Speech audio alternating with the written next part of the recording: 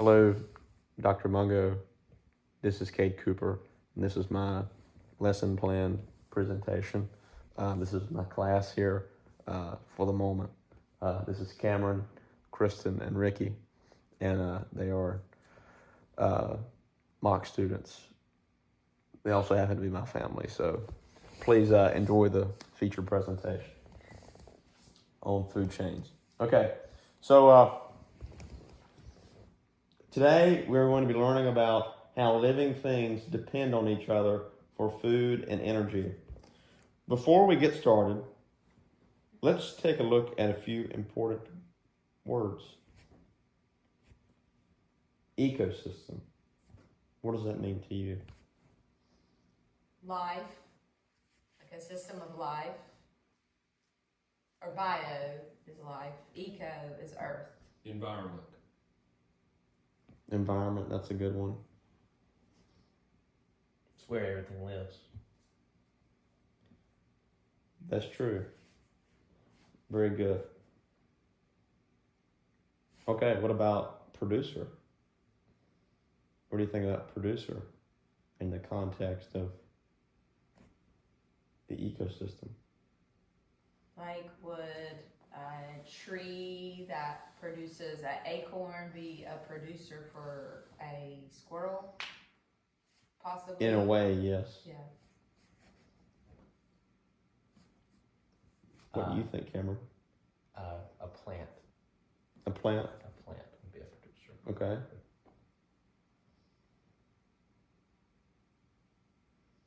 With like plankton in the ocean. Plankton, like Plankton. krill for the bigger fish. Little fish eat the plankton. Now, that's a pretty specific example there, and I'm not entirely sure. I'll have an answer for you at the beginning of class tomorrow. It could also be what's leading into our next word, which is consumer. What does that mean to you? What do you think a consumer is? It's the one that consumes it. The animal that eats. One that consumes it? What is it? Oh, The well, the producer. one that consumes the producer. little fish. The ones that eat them. The ones that eat the little fish? The big fish that eats the little fish. The big fish that eats the little fish. So what is the little fish?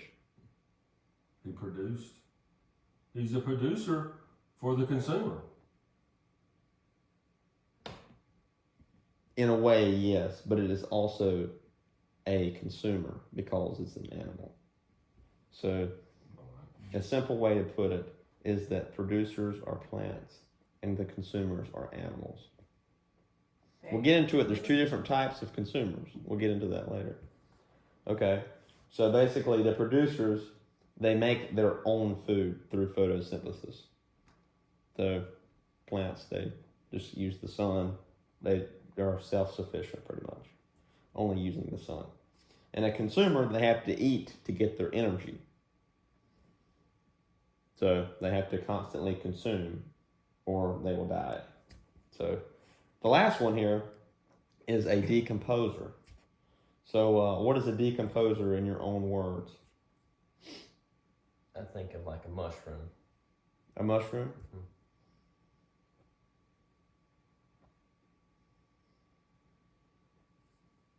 First thing that comes to my mind was rot. Decayed. Decay? I can't think of anything. So an example of a decomposer would be like a worm. So Oh, they it goes break into down. the soil and then it makes it richer or something? Like, Well, like the decomposer, like say when a consumer dies, its body doesn't immediately vanish. The decomposers have to consume the former consumer. okay. So they break down dead plants and animals. So they, in a way, they're like waste management. They are nature's recyclers in a way. So The that's a pretty good decomposers. metaphor. The decomposers, Okay. correct. Okay, so what do plants need to survive? Sunlight. Bingo. Photosynthesis. We got the number one answer. Great job. Ding, ding, ding. Okay, so what do animals need to survive? Producers. Good. What do animals need to survive? Mhm. They need, food. That's basically what a producer is, right? Is their food. So, and then they need like your basic necessities, like you just talking about animals in general, not necessarily humans. What do animals need to survive with humans? I mean, in this situation, we'll think of more like a Animals. Okay, in a habitat. Okay. They need a Energy. defense mechanism. Well, food gives them energy. Energy. So yeah, so basically, the animals also need the sun because the sun feeds the producers. So in that way, two things have to happen to Indirectly, the consumer. they need the sun. Right. So they have to have two things so they can eat. Okay. So now we are going to watch a short video that shows how food chains work. As you watch, just pay close attention.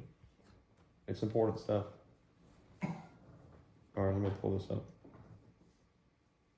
One moment.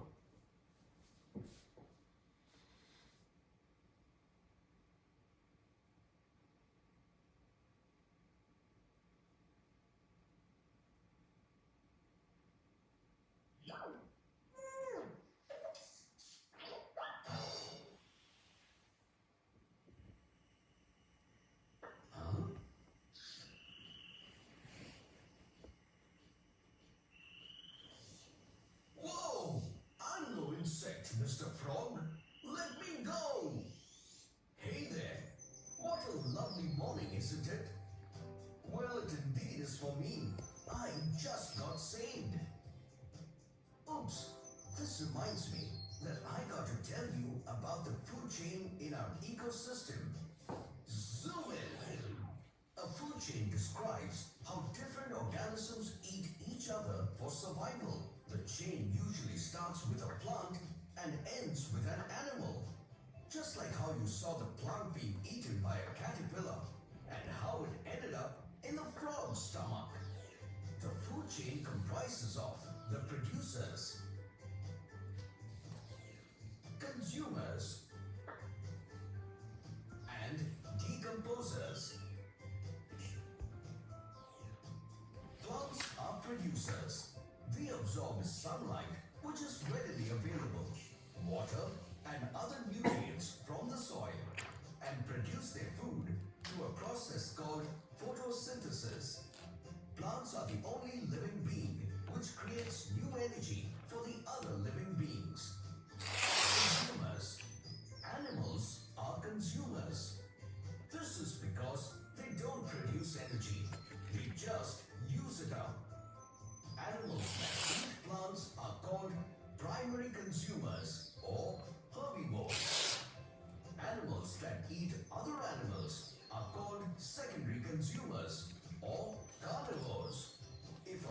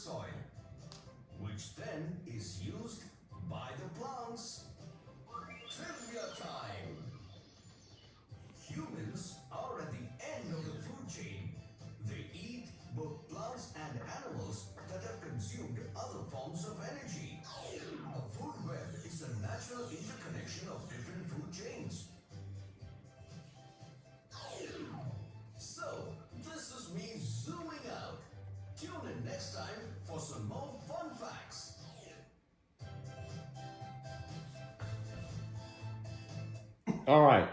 So, what did you know? So, what ate what in that video? The worm ate the plant. The frog ate The the caterpillar. caterpillar.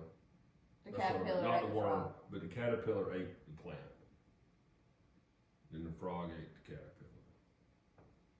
And we eat the frog legs. There it is. Okay. Oh, no. So this is a very similar food chain here. So at the top here, we've got the sun shining bright above. And then the sun creates this, the producer. So we've got the producer, then you move on to the herbivore, the grasshopper that eats the grass because it only eats plants. And then you have the secondary consumer, which would be the lizard, because it eats the grasshopper. It is one step above the herbivore. Then lastly, you have the apex predator, and this is some sort of falcon, maybe a Pfeiffer falcon. It is eating the lizard, some kind of lizard. So it just goes like that. It follows that path everywhere. There is always the sun that produces the producer, and then the herbivore eats the producer, and then the secondary consumer eats the herbivore, and then the apex predator eats the secondary consumer. And that happens also in the ocean. Happens everywhere. Simple as that. Here's another example of how how a food chain might work here.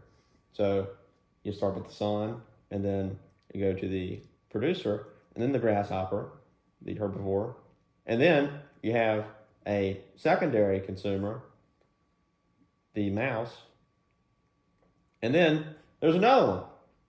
See, the food chain just gets longer and longer here. You have the snake that eats the mouse, and then you have the eagle that eats the snake. So it's constantly like that, going round and round.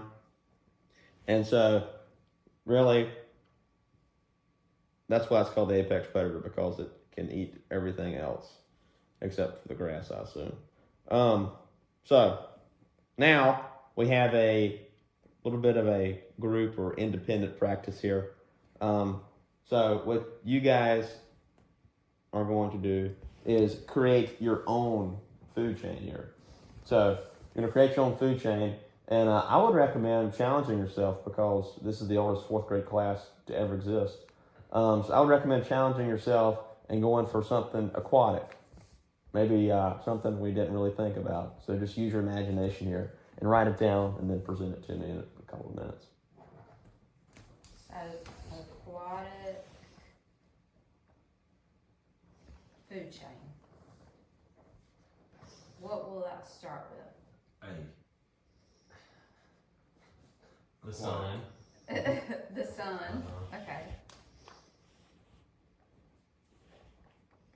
Plankton. Algae. Algae. Algae is the producer. Okay.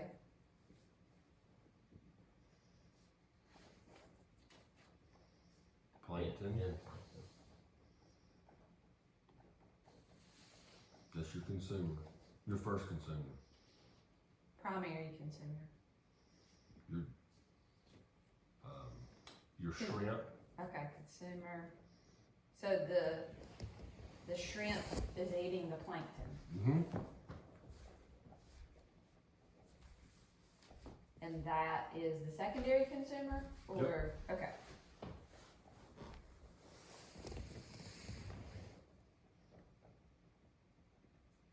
And then a bigger fish eats Your the tertiary consumer. Oh, we have in tertiary? That is your redfish. Redfish, okay.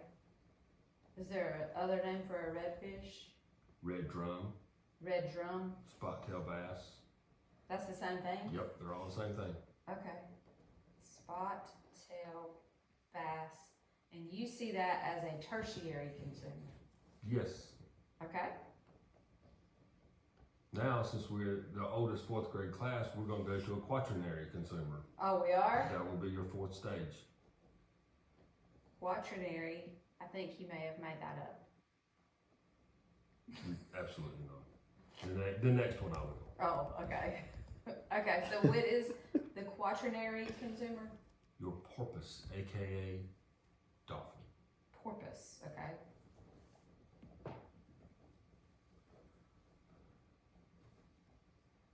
And that is also mahi-mahi. Definitely not. That's not mahi-mahi? No, that's a dolphin. That's flipper. Flipper is a porpoise. Okay.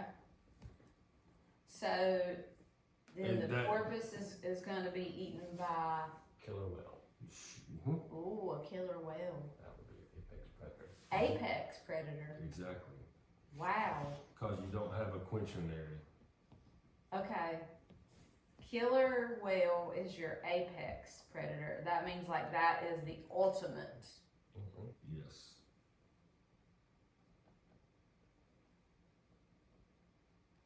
And then that's like we get to the end of the cycle Yeah, where and it, then we- like the falcon or the eagle in the Yeah, examples. and then when it dies, the aquatic decomposers happen. And I don't know what they are. Okay. That's in the very bottom of the I guess, ocean. yeah, I guess that'd be crabs. I don't know. Okay. So do you want us to present this to the class? Please do. Just share with me what Share you've with kind me? of what you have created. Okay. All right. I'll let you share. Well, we were challenged with the aquatic food chain. So we went with saltwater. Great. We have the sun, the algae is the producer, the plankton is the consumer of the algae, your shrimp eat the plankton, so your shrimp is your secondary consumer, your redfish eat the shrimp, which is your tertiary, which the redfish is your tertiary consumer, your porpoise or your flipper eats the redfish, which is your quaternary consumer, and then the killer whale is your apex predator that eats the porpoise. Nice. Very good. That was perfect. And you get extra credit for quaternary consumer. That's excellent. Okay. That's my first bit of extra credit. so Now I don't have to take this class again. so last thing here before we dismiss is an exit ticket. So on your little piece of paper that I passed out, please do your very best to write down just like 1 or 2 sentences about what would happen if one element of the food chain disappeared. How would it disrupt the rest of the food chain?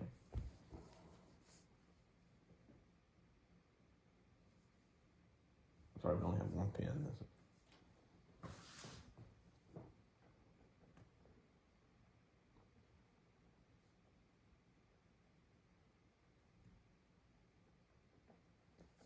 Just pass them up here to me and you can be dismissed. Because the bell doesn't dismiss you, I do. Right.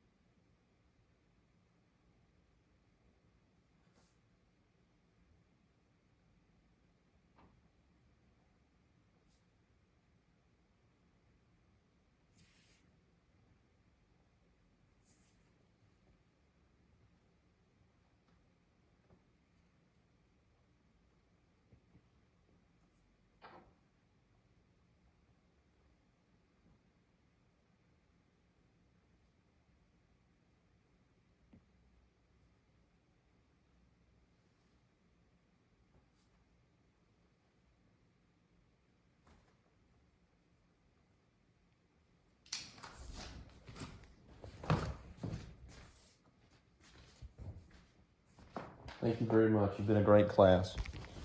Alrighty. Thank you. Thank you, Professor Mungo, for watching. I want to apologize for the stall there at the end. In a normal classroom environment, we'd probably have more Ticonderoga number 2s available, but with limited resources, we did the best we could here. So thank you for watching, and today is November 4th. Have a good day.